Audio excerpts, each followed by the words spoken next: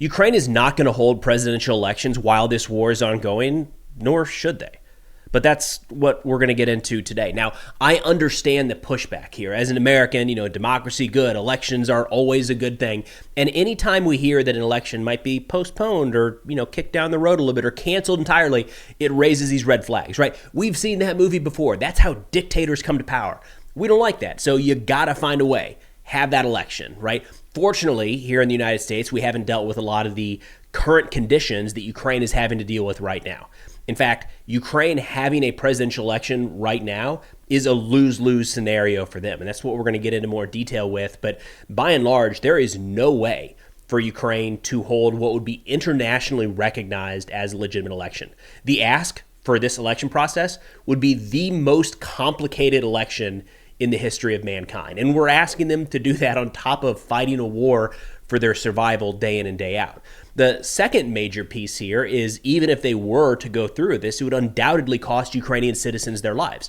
So they come out the back end with people saying this is not a legitimate result and Ukrainian civilians lost their life in the process. Why on earth would they actually want to move forward with this? But let's dive into some of the details here. The reason this is kind of front and center in a lot of conversation in the last couple of days is that Trump's new envoy to Ukraine, Keith Kellogg, who's traditionally been a Ukraine hawk, came out talking about the need for Ukraine to hold some sort of presidential election in the near term. Now, there's a couple different ways you can interpret this. One is that it needs to happen after a ceasefire goes into effect, after a peace deal has been reached. And I haven't heard anybody in Ukraine suggest otherwise. They're clamoring for elections as soon as that possibility is there. They have no desire to elect some dictator for life by any stretch of the imagination. The other way to interpret this is when Kellogg added, quote, "I think it's good for democracy. That's a beauty of a solid democracy. You have to have more than one person potentially running. Most democratic nations have elections in their time of war. I think it's important that they do so." So that kind of brings it back to, wait a minute, maybe he's talking about like during the war.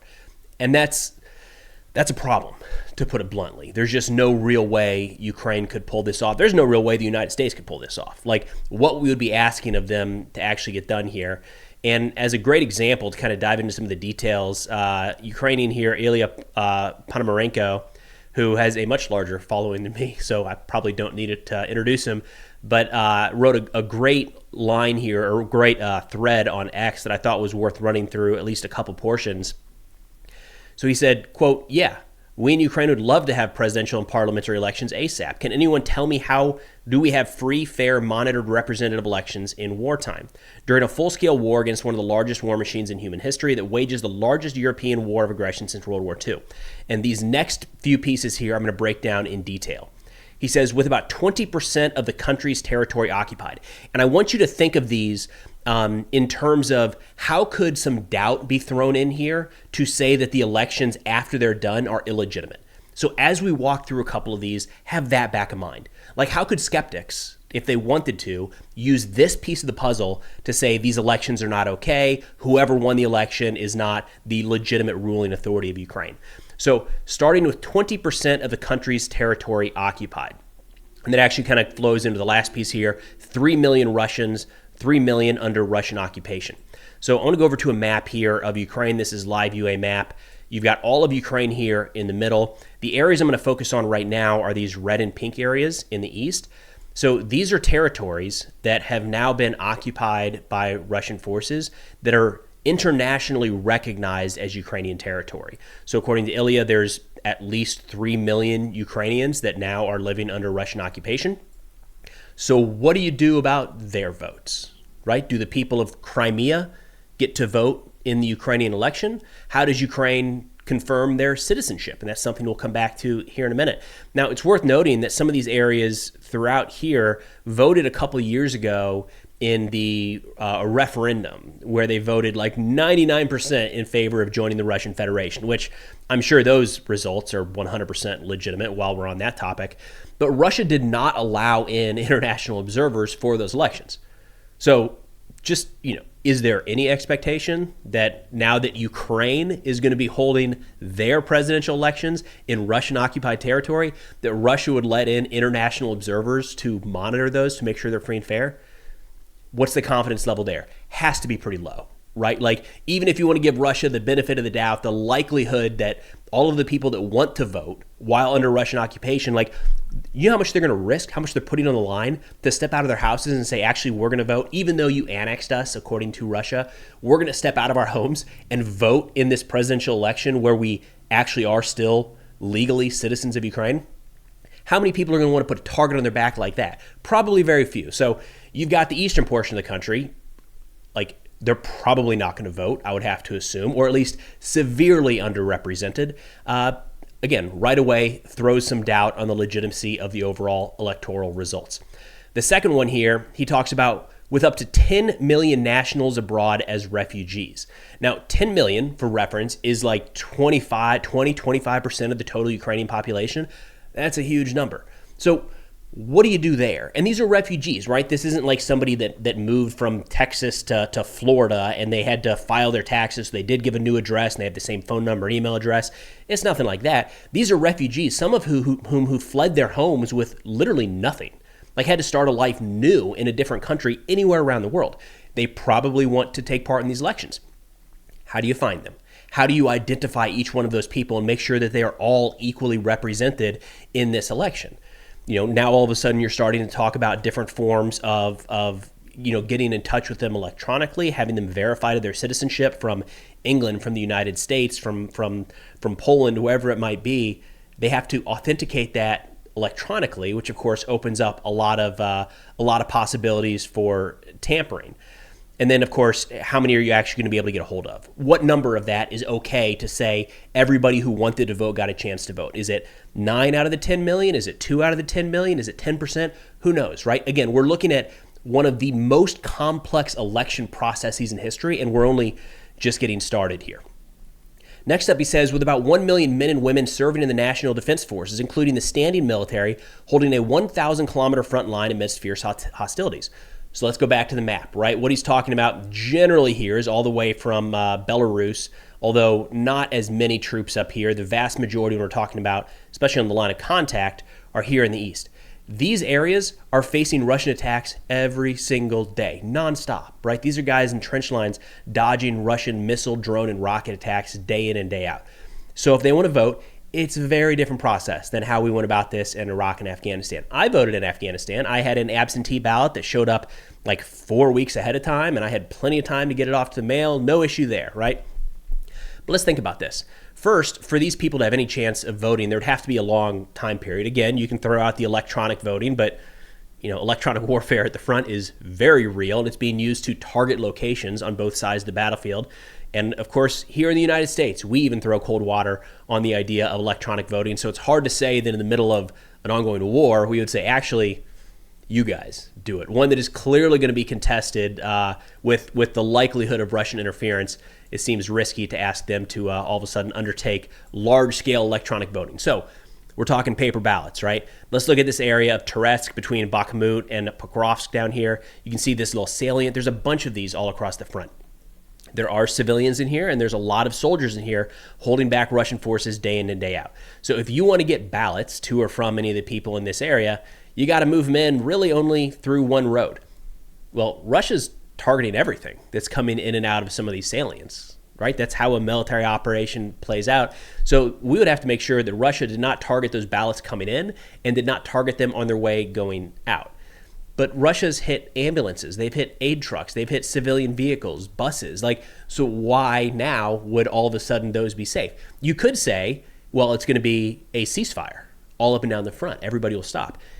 Great. We haven't seen that yet in this war at all. So we're talking about a hypothetical situation at this point that has not yet occurred. If that happened, it's a bit of a different situation. Maybe we could actually see this play out. There's still some challenges there at baseline, but to say, well, of course, this would just happen during a ceasefire kind of changes the entire dynamic because that ceasefire is a place we haven't yet gotten to.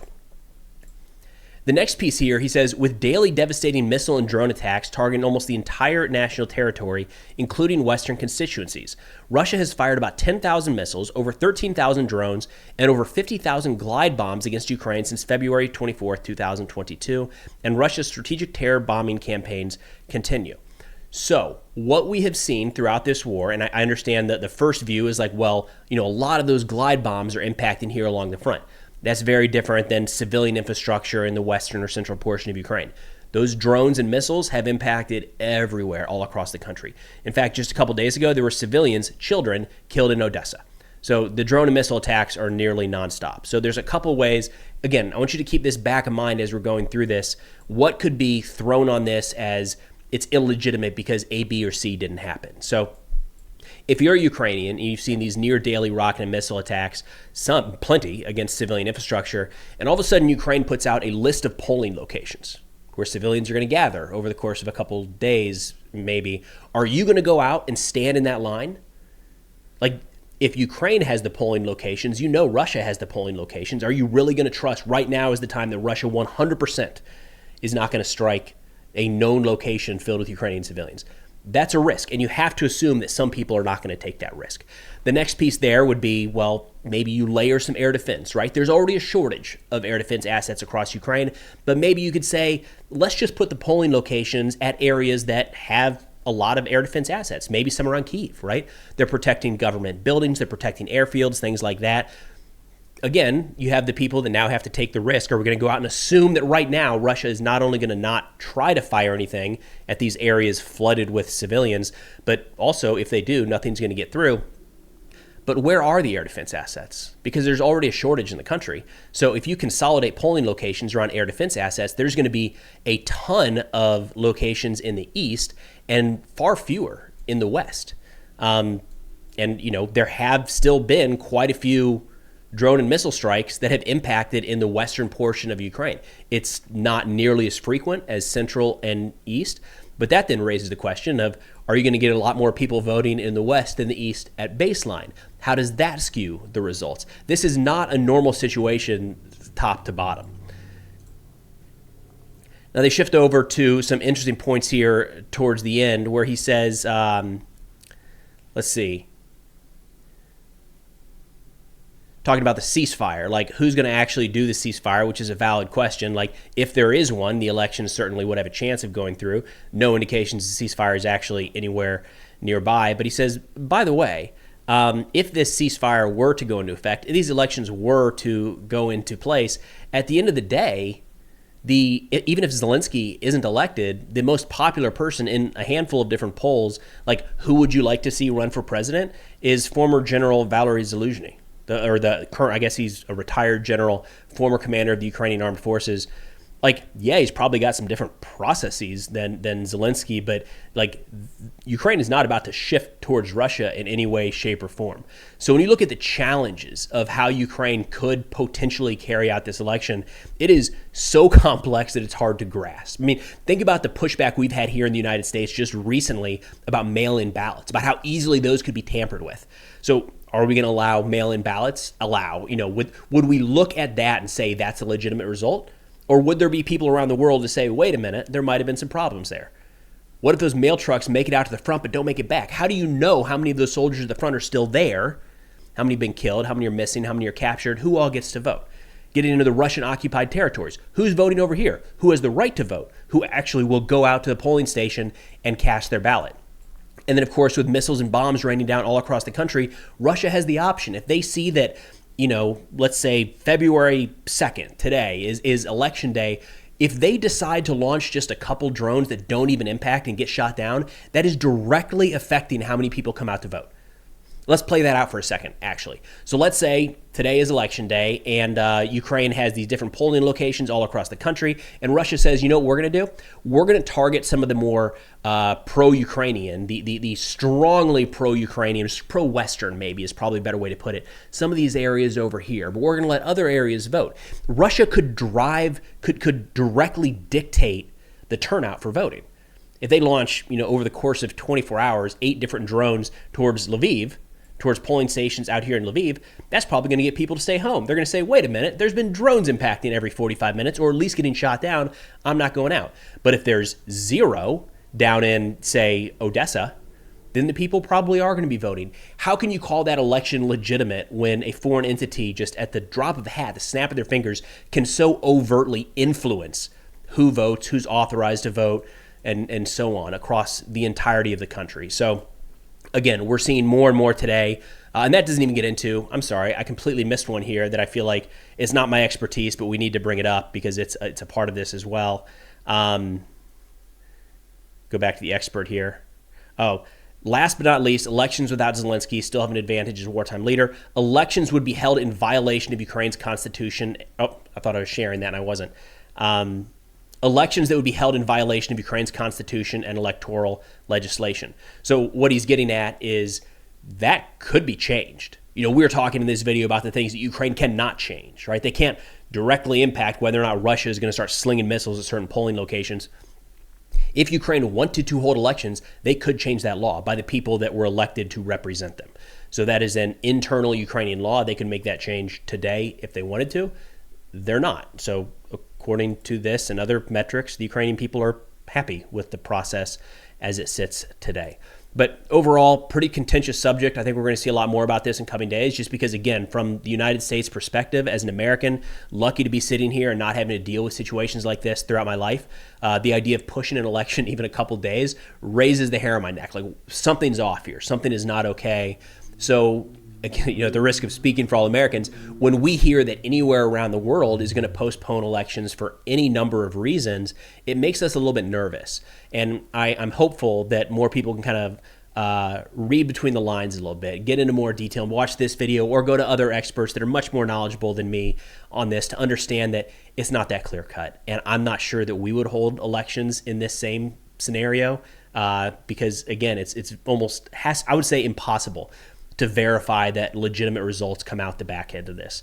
So challenging situation for Ukraine. But again, from where I sit, it looks like a lose-lose for them to hold some sort of presidential election before there's actually a ceasefire in place. But that's all I got for now. Thanks for watching, and I'll see y'all next time.